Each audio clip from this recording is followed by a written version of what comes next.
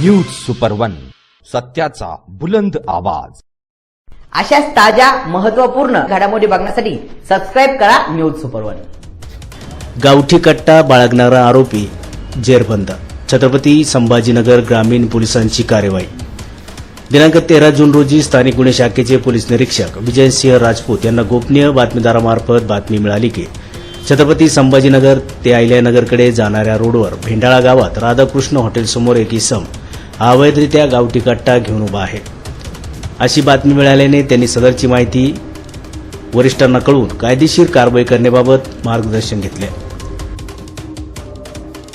त्यावेळी स्थानिक गुन्हे शाखेची एक टीम पोलीस ठाणे गंगापूर हद्दीत भेंडाळा फाटा येथे घरफोडीच्या गुन्ह्याचा तपास करत होते।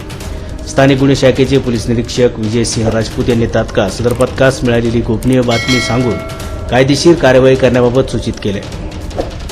पथकाने गोपनीय बातमी मिळालेल्या ठिकाणी छत्रपती संभाजीनगर ते अहिल्यानगरकडे जाणाऱ्या रोडवर भेंडाळा गावात राधाकृष्ण हॉटेलसमोर एका संशयित इसमास पंचांसमक्ष अचानक जाऊन रात्री 11:15 वाजता ताब्यात घेतले। सदर इसमास त्याचे नाव गाव विचारले असता त्यांनी त्याचे नाव किशोर शिवनाथ जाधव वय 28 वर्ष राहणार अब्दुलपूर तालुका गंगापूर जिल्हा छत्रपती संभाजीनगर असे सांगितले।